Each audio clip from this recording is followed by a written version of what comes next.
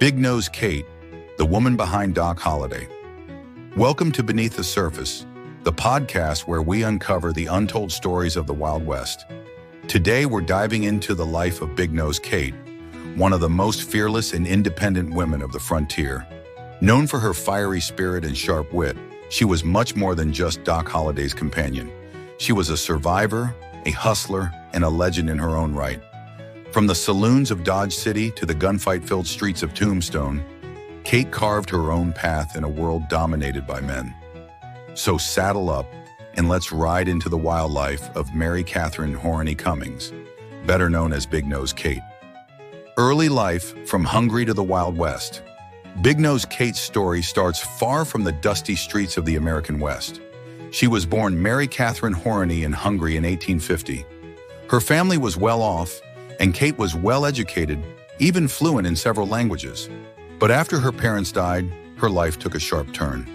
By her teenage years, Kate had run away from foster care and found herself in St. Louis, Missouri, working as a dance hall girl. This was the beginning of a life filled with adventure, risk, and resilience. At a time when opportunities for women were limited, Kate refused to be tied down by societal expectations. Instead, she carved out a living in saloons, gambling halls, and boomtowns, where she developed a reputation for being as tough as any gunslinger. Meeting Doc Holliday, a romance of fire and fury. One of the most defining moments of Kate's life was meeting John Henry Doc Holliday, the infamous gambler, gunfighter, and dentist. The two crossed paths in Dodge City, Kansas, in the late 1870s, and their connection was instant, built on mutual respect, passion, and an understanding that neither of them were meant for a quiet life. Kate was one of the few people who could hold her own against Doc's sharp tongue and volatile temper. She was fiercely loyal, standing by him even as his tuberculosis worsened and his gambling led them into dangerous situations. Their relationship was far from peaceful. They fought, broke up, and reunited more times than history can count. But through it all, Kate remained one of the few people Doc truly trusted. Tombstone and the gunfight at the OK Corral. In the early 1880s, Kate followed Doc Holliday to Tombstone, Arizona, the town that would cement his legend. While Doc fell in with the Earp brothers, Wyatt, Virgil, and Morgan, Kate made a living working in saloons and boarding houses. Tombstone was a powder keg ready to explode. Tensions between the Earp faction and the outlaw cowboys were escalating.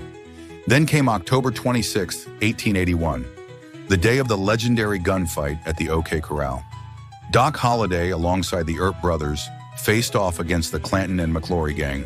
In just 30 seconds, the battle left 3 cowboys dead and turned Doc into a legend. Kate, as always, was never far from the action. But the events in Tombstone were not without consequence. Doc was later arrested, and in a desperate bid to break him, the authorities turned to Kate. Under the influence of alcohol and possibly coercion, she signed an affidavit against Doc, implicating him in a murder. But when she sobered up, she recanted her statement, standing by him once again. Life after Doc, a survivor's story. After Doc Holliday's death in 1887, Kate's life took several turns.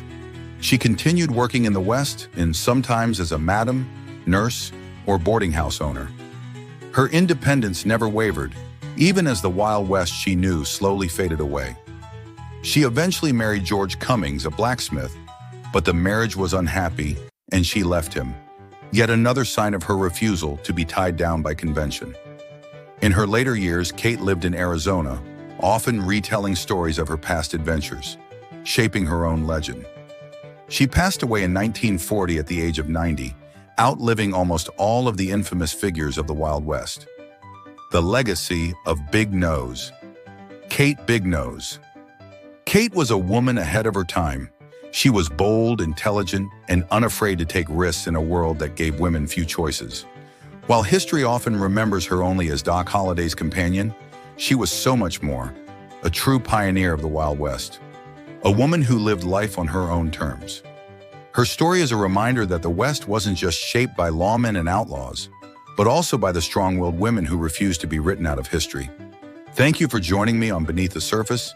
If you enjoyed this episode, be sure to subscribe, leave a review, and tell us what Wild West story you want to hear next.